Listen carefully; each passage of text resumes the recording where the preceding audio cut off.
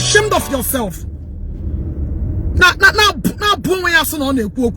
you talk out of order. That's why you give fake information. You carry it without verifying it. So you want to tell me that God and about up on a church?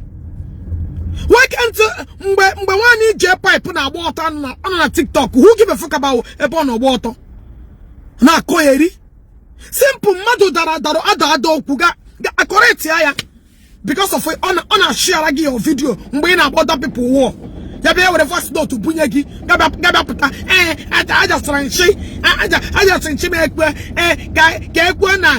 na original na work when the drink. Very useless, hopeless idiots. You don't even know how to put your wire together.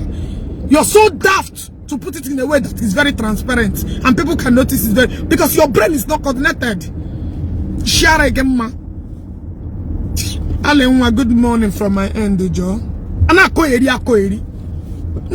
is beyond imagination. In a Koyeri, too much. Enter inside. In a Bomega, so you don't talk with common sense. In a Bomega all the time. Always evaluate yourself. And Koyeri, abara general. Na cook and eti fry pan in Ishibaya. You're talking about Kora.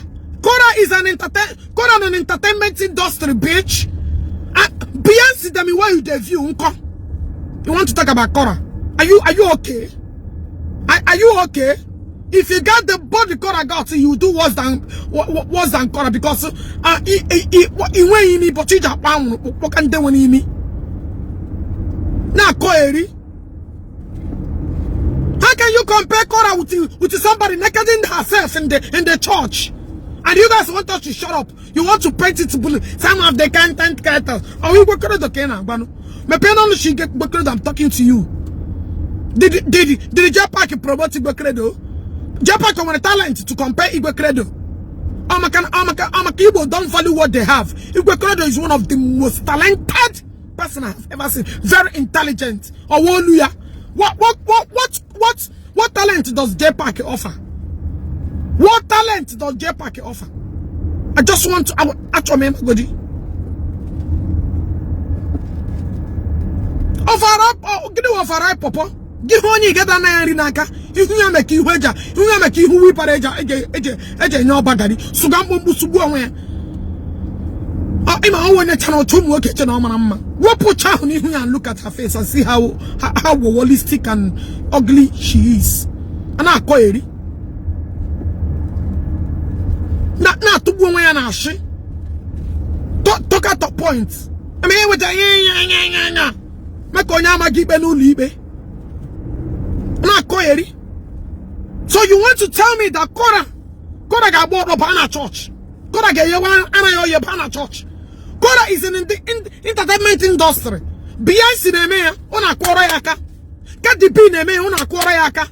Because no Kora. What are you guys even talking about? You know suffering 100 strippers and no Buddha. Strippers with their page on Facebook. You guys appreciate them. What is different from Kora? Kora live in the States. So what are you guys even talking about? You want to use Kora to compare somebody believe Runaika Karama? I remember I'm coming to sit down. Don't worry, tomorrow is my off day. I want a lot of program to conduct. I like myself. I can hold program 48 hours. It doesn't even act like I'm running program. I have program to conduct tomorrow. Jpac went to a Bishop of Zubro birthday. Jpac went there and videoed one young lady. I even posted the video. The video could 3.5 na my page. I never knew that the video was going controversy. I don't even know that the video was wrong. Do you know that this young lady contacted Jpac in a bow pan for Jpac to delete that video? Jpac refused. That girl, the guy actually ended up leaving her because of that video. Okay, she don't put the girl to today. That girl in Mexico, you hear about it. You want to tell me that what did what I care about Ego? She get big. Imaya Jpac, Abasim Biapo call, direct call. Jpac and Ghana another girl auto, the girl refuse. Jpac is like a Kabokoya Mamunishi. Wait, I'm coming. Just and my dear, no, then support to Jpac. Ndala. Do you know that was so brown today? The boy is really happy. The boy when I contact Jpac and tell Jpac to meet after Jpac refuse.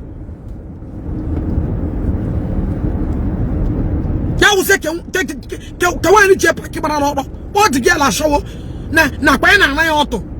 I later contacted the girl. I said, the girl that relationship ya galo. Na getting next one oku. Na because so I had to get the girl number. My body get girl and she's still crying till today.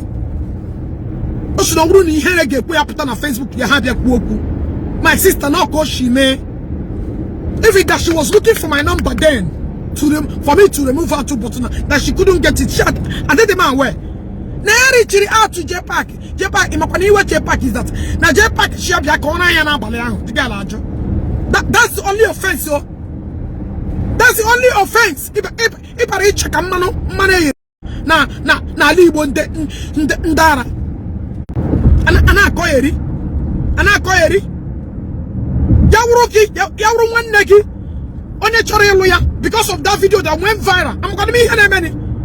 She and the wedding to reach out to me. Yes, and I have to number. If it's self, no, mama. Only I should again your number. See today that girl lose on your chorelia. When I been a query because Jpac can share a page. Hey, I look at that this content creator. I got you one. I'm a shower. I got you one. I query. Two women are she. Oh, Jpac the question to the wasn't you don't even know how to put your shit together. I can't stand you as well with my life. Because I know I'm a woman, now you look for my trouble. And Saga Mona Gana Patoya. I got my beregi, Bagana Saga, and he hate him. I'm coming for you big time because I day my day you look for my trouble. I got what Saga. You know, the wasn't you don't know me, she share a member. Come now, but go didn't take now, and I'm prepare your table before your enemy. And I'm prepare again. I'm prepared. I don't know when we look for my trouble today, and I'm not forgetting you. Mua, hey. And when I'm diaries in them offend them with him, I wrote it down. Because I always come back to you again. But you come on and okay, you don't let things go easily. Dala.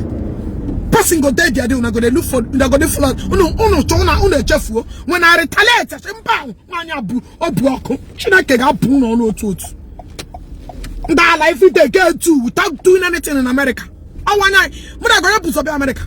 You pick up China school, one or so much every time get road to la diga. Each of a hegana and 10 kobo na 20 naira. Facebook can be dependent.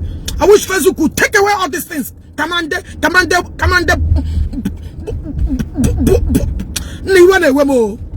I'm just angry because of your stupidity. It is very stupid. You're very hopeless thing.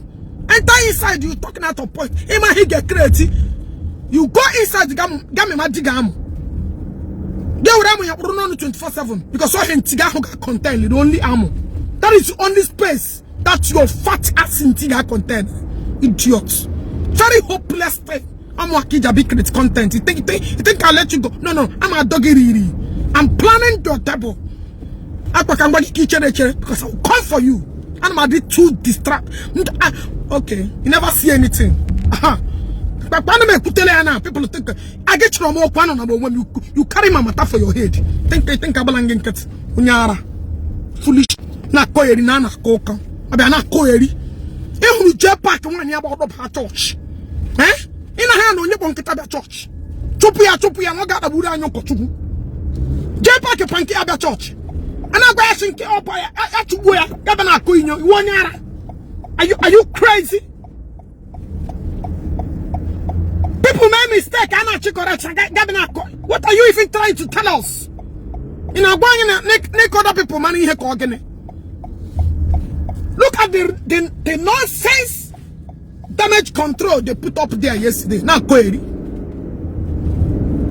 Now query. Eh? And I should go there monkey tap in my church.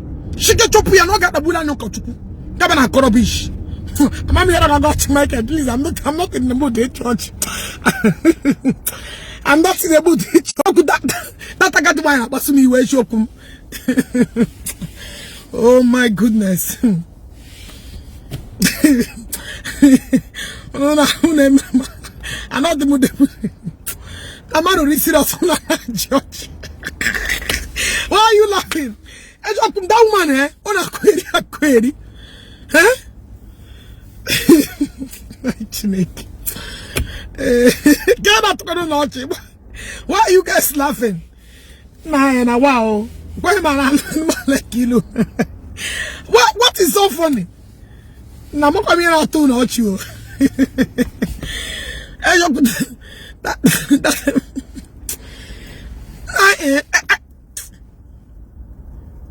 Chima, Choma Alpha. Some people are query, too query. Never Jennifer. Get out do not. Of course, now. But me also got content it ntia. Is it not amu? Even amu dia got enough fish. I want an amu only to amu. Please share this video and report all you share it. Only to amu Jpac to we are here warrior. Cause so hard man. Rubbish set of people. Na koyeri. Jpac ben negi voice. Is it there? Ya share video gi. Is it there? Because do I get quick be straight because you are too weak. Idiot, stupid thing. Iba putarechi. That's when he defend the Jpac. O kiano no le wana man obunda. Nda ma sha wonta ya ho aru yaku ya. Na koyeri. Behind the channel moves because let me do this way because traffic is too much. I try to show. I think I'm be on time. When you overtake, you should check about. Never overtake you, man. Yeah, to bag like this. Yes, you get 40. How would the camera this man? Alright, the man got 40. They can't get you.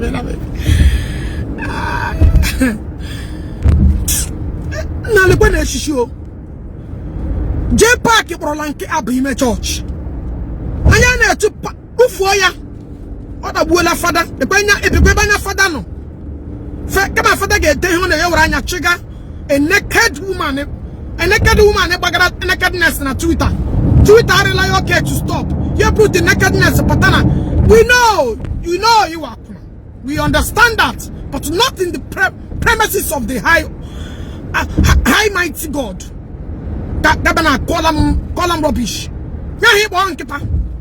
How he won't keep up about a window that day. And I should give you rubbish. Are you crazy? Are you mad? It's about the church. Come here, put a digit. You know, like a corner. Go on, I got church where I am. Don't you know we are in entertainment industry? Don't you know why? A bag me. Unemena na masuso. Imena masuso. Idiot.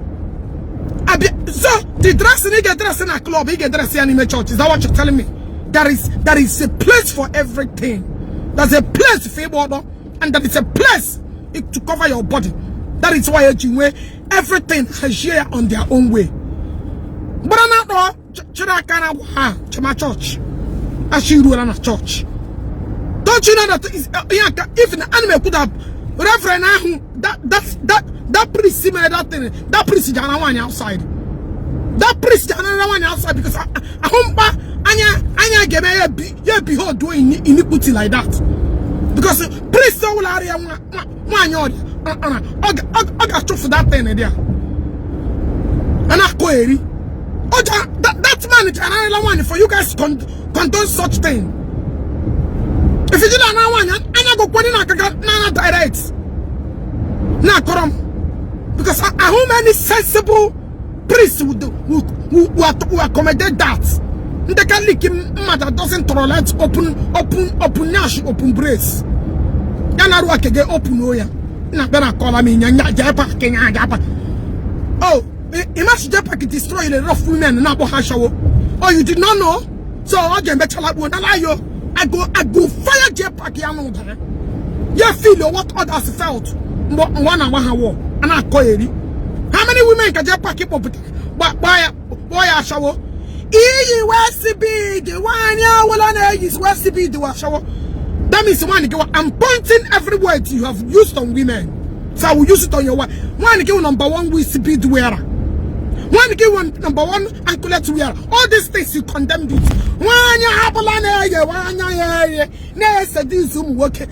All of them are shower. Your wife is a shower. Are you not the one that preached it to us? Are you not the one that call every woman that uphold all those things? I'll give her on one shower. So now you soya on your. So what are you guys even talking about? Who the Kimo? Nimi wa shower Canada. I don't want the truth to your warm. Who the Kimo? Kimona. What on church where I shower. Oh, prostitute, in the name of Ndala. So you want me to be reminding you everything that you have said against women? Now, you, my brother, I don't know my hammer gear to the truth. I should not get Runana by who let me who need more. Get your warrior. Now, Koiri. I will get up on my in a US be shower. How we get up on oh, you forgotten all your videos? I better remind the man and will go on yours. I will give all those women up.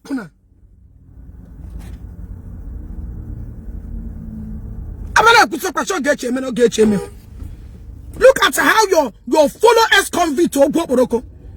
Also, we were fit here.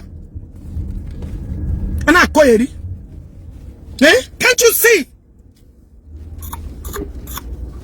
Oh, each of you why? Each of you you have forgotten how you address every woman. Oh, okay. I come to remind the guy. She. Oh, I saw the game Makiji Kuala Udara.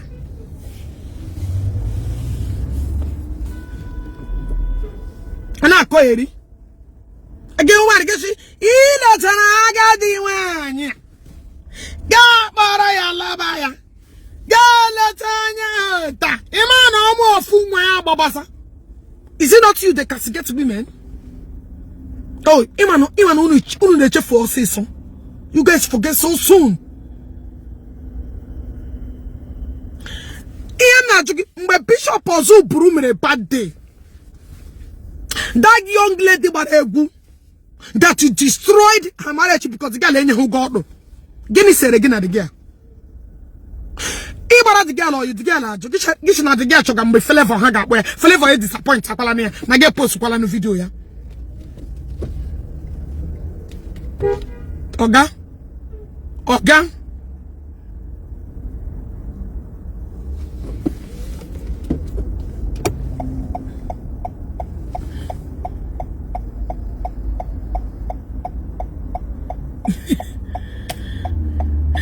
Come my sister destroyed a mega and I guess survive Jacob. Ijole. And we do an arrow. And I saw like you, John. Oh, piso. My sister was a daughter. Oh, yeah, you see, yeah, a John. Now I like her style of peace in the would now Americanize or job. And I want you to stroll up here. And you're gonna stroll and don't change a move for JJ. Oh, you're gonna tie today. Oh, ga move. Make I know scatter up. I'm on here because and who but drive and get out of those.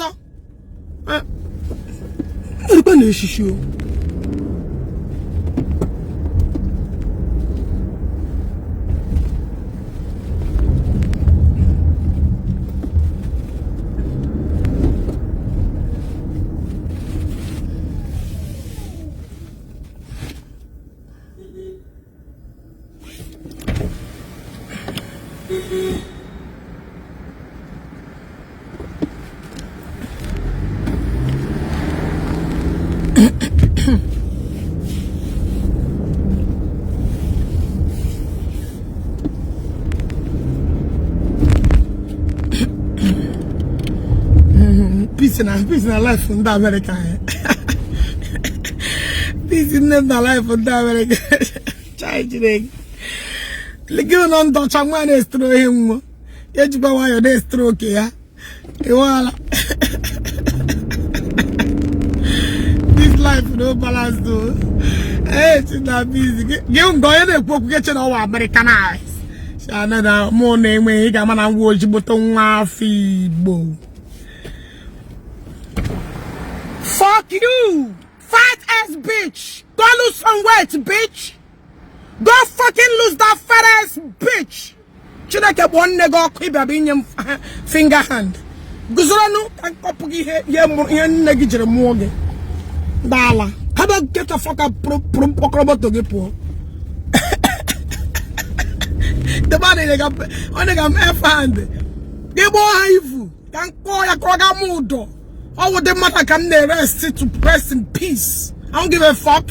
It doesn't matter where you are. The man who can bomb again. Those shoes the better F you.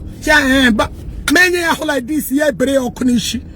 You go fucking do some weird thing when I'm heart attacking guy. I put taking the emergency room, my baby, my go for very soon. I put taking a psych or Balaginishi. Gabba, give me my insulin. Give me my insulin. I ain't it. I need my medicine. Dara. Not query. Okay, you do. I fuck you. But you can't walk out and go and lose weight. But she nigga fuck you. Jpac very soon that will be Chideke. It's a fella me bring pecheriga. Dinga. Get come on. Now don't kanga. Chideke don't get. I got you a trouble back. Idana, Ebe Nigeria. Nigeria. Orukula no mume. Orula no mume. Can they dedicate a member? Orukula no mume. Okay, to come back to Nigeria, come back. It's ready. It don't pay. You want to go? How many should I go? Nigeria, I'm not going to the war. Now, boy. Now, boy.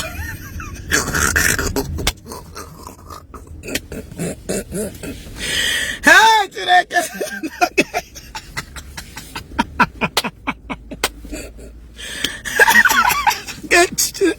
Mom, she good. Hey, mom, she today come.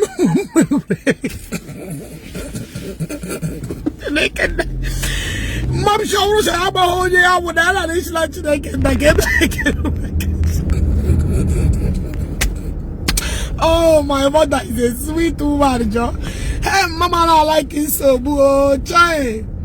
You know, but I so what's up? You guys do go to the about me, got you go where go to she. Mom, your marriage. Mom, you're here in your young money. I told you to William Bar. I told you to William Bar depression. Oh, on a year will be angry. I told you William Bar depression.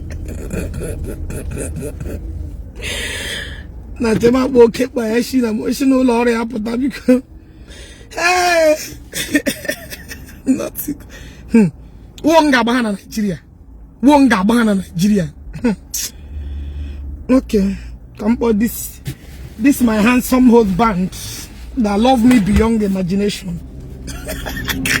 Okay, Interpol. Chacha. Hey, Chacha, don't worry. I live in Ella Bay. Ella? Ella Bay? And I'm downstairs, oh. Hurry up, oh. Hurry up, oh. Hurry up, oh. Hurry up, oh.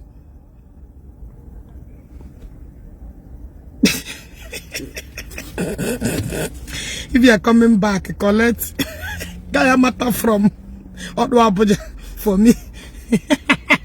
Mbao, anything kaya mataje babukwe ha. I hear say the middle truck is vying by Igbo. Chacha my love, I sabugalo. If you come, I sabugalo, ike bura bura. Akwa Abuja. Ay. Akwa Abuja. Yeah. Akwa State. Okay now. Go yes in the truck. One thing if I don't say I don't like back home. If I did I just gonna start doing my job.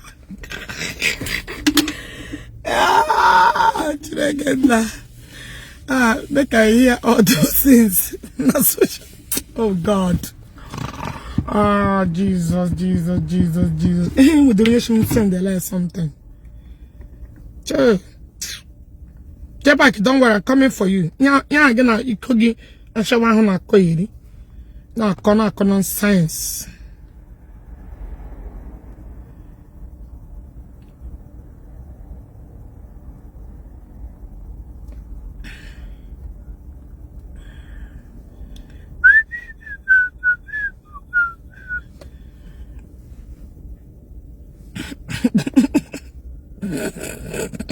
Forget you.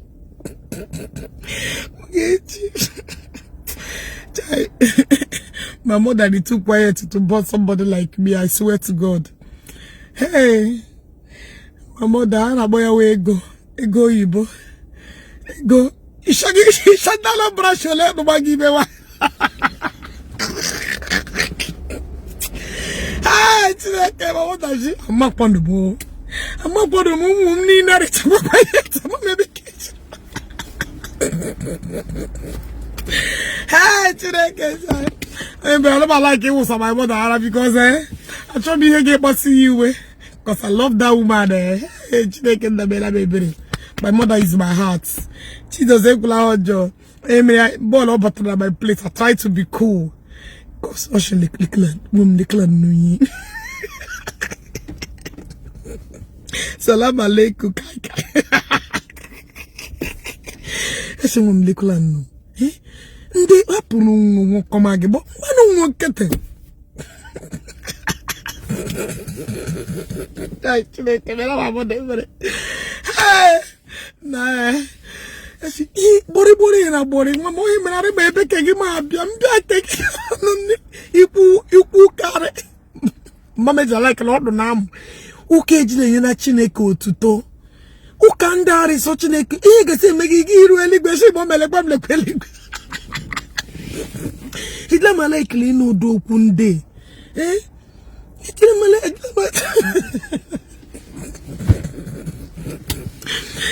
on your country, my sister peace. I the queen yo.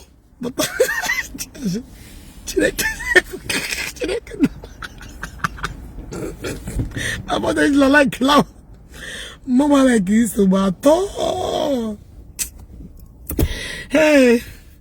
Me ashigi hindari ari chineke mwenyu tuto nwam mom no kwala me magwa ya aru tuto ya bobe God has given us it.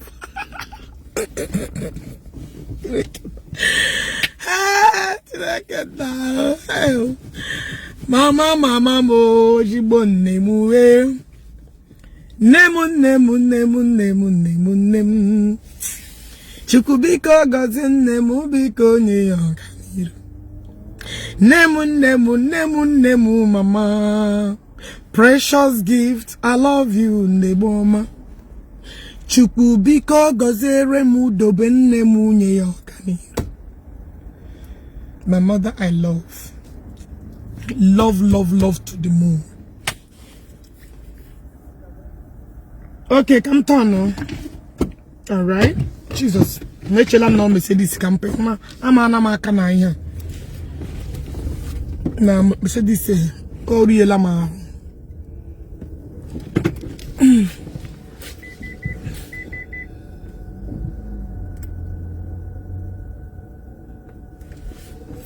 A message is gone as now. Up on poor. Oh yeah, Pata, let's go. Let's go, let's go.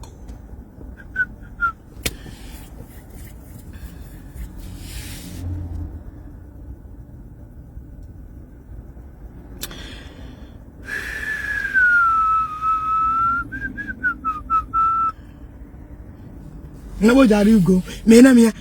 But I'm share mena mia. Now get take here. I'm a Jew. I'm share mena mia yesterday. I'm who call me you. But you're not jari gaya huna. I'm beli pata moto ye bagay mejiana. Opa my be. Abo jari mwa. Na mam jianya mwana. Ado klam 16 o. Mono panyo. Biana Jpac na mbe ma pa ya na bezibia. Jele magamana huna before he back to work.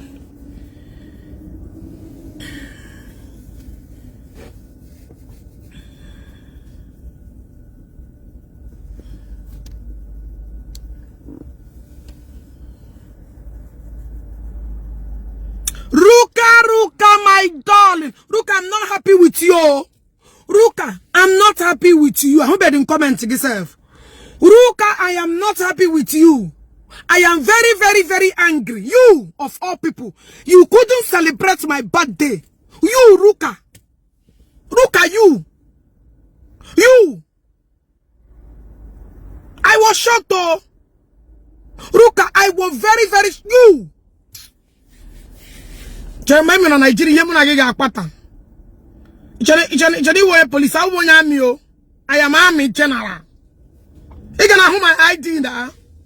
Ikwo ma mi na give my ID. You look Ruka.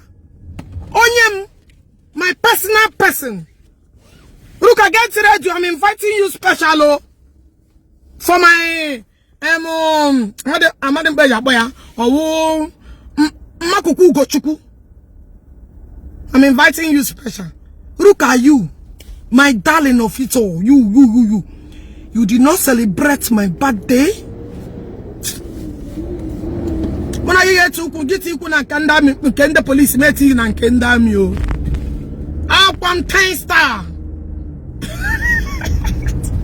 Ruka, you. We go fight here, self. I know this because that girl look back here. Tag her back here. Me and you go quick very, very well. Akwagi, I'm Nigeria. You go feel them now. You know you rank. It's when ranking came here. It's my military ID. It's my own rank. I'm a Jpac Nigeria. Yeah. My birthday did not celebrate it, Ruka. Me. I'm coming. And I guess oh God, I did not see it. I traveled. I have to see your reasons now. I will deal with you. I warn you the last. I will deal with you. Ruka, I will deal with you.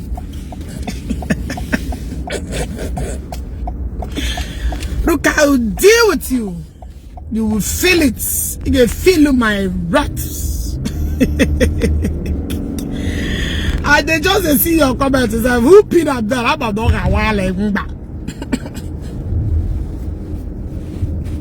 At least I like a hanage like this. Say comment here, pin here. Hey, look at me. My birthday. With me this October.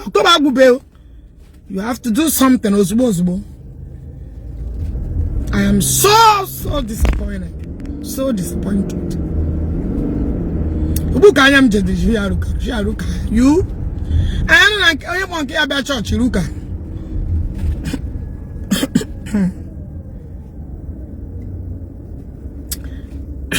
You have dealt with get this. Hey, how are you? I'm Saga mother. Sorry, Saga mama. I'm not a Saga person, no. I don't know what you call Saga. I always tell people the truth. Happy birthday, sweet. Imagine. Ruka did not.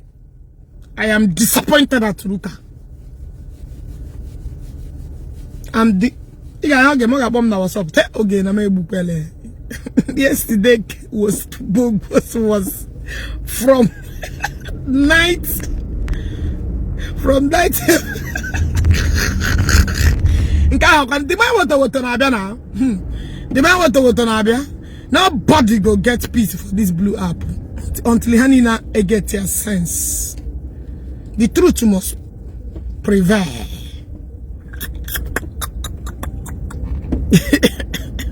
Look at you. Look at you. I will deal with you. Akwa, I will deal with you. What I say? I be army general myself. Because when you're like dear army general, nobody army general. That's why they always give you ID. They always give you the same protection they are giving your husband, because you guys are in the game together. And what I go? So anyhow, you go feel am. It's my idea, Bataga. Now because I am joining a motor now. That's my driver's license now. I don't get Nigerian license now, so I'm entitled to use it for 3 good months. Feel am?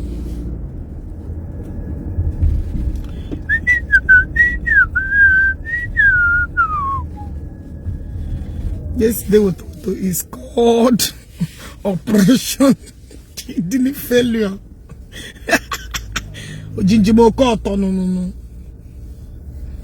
Woto everywhere. I salute you. Say, my love, princess. Oh, unyame na America.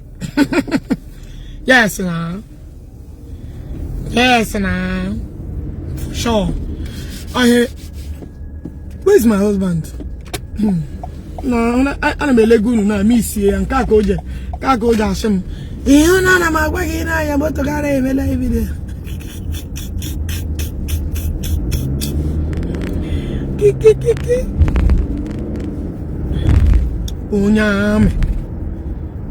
But I don't like Americans say they respecting Nigeria. They don't respect them. That's not right. They're supposed to give them okay rule. Make them want to take with benefit when you're no longer serving self. Come on now. These people appreciate your service a lot.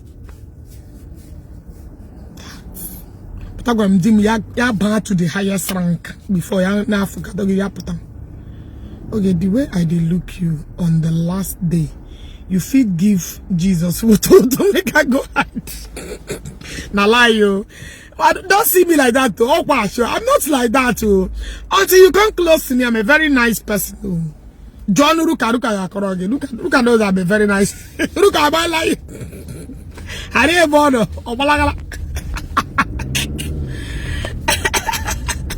Ruru.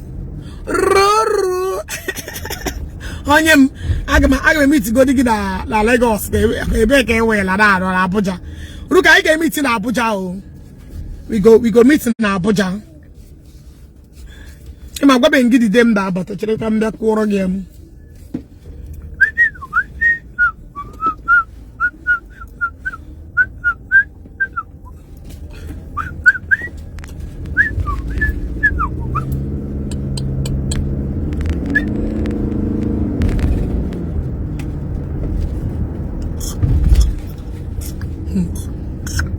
Imagine somebody was offering go flight. Share for what? I don't know. Okay, I don't even fucking know you. And you're talking, yes, I'm just started following you. I'm your fan. Share, no, thank you. That's weird. Go flight. How? Even on the date in Jala. A dealer hoogie. A dealer.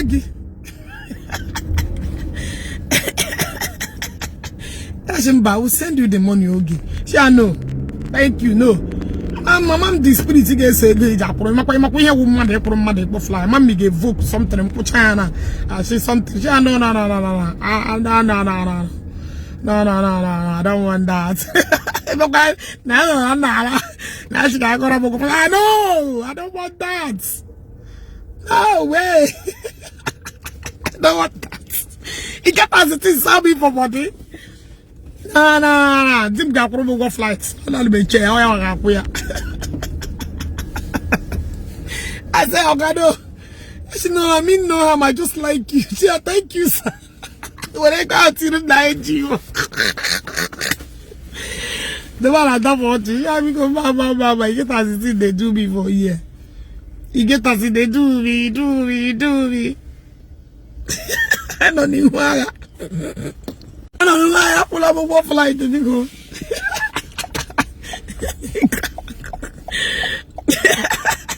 Never about the 30 down.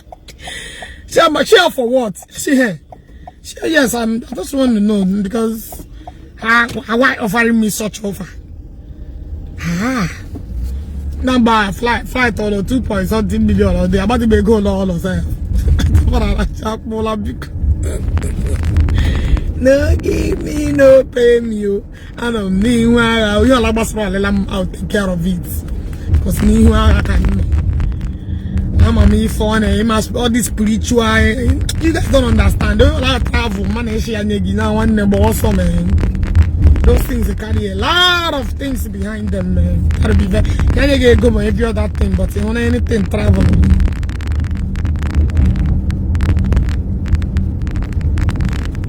Bam. Chicho, brother. No, it's gonna kupanya.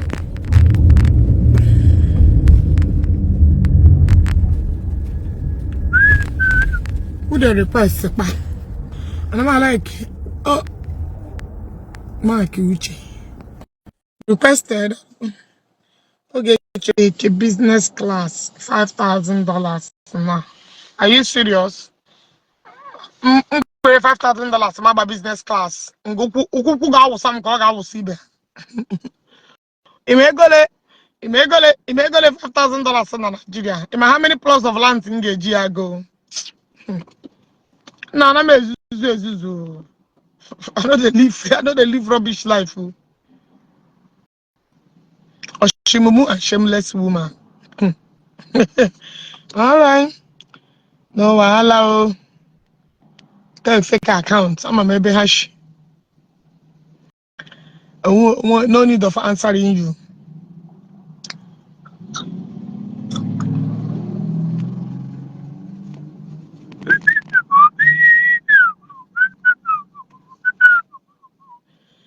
When Dame Shembatana Nigeria, that I should let them know. Mbatana Nigeria. Now that first person I got ask and where your barrack day.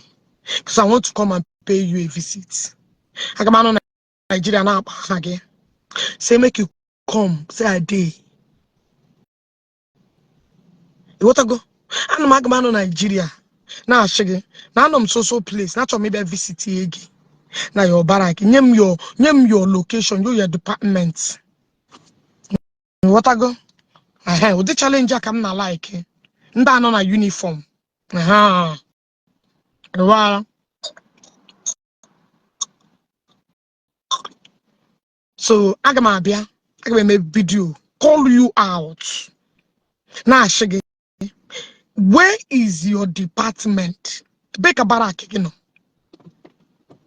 So I would like to pay you a visit. You want I mean?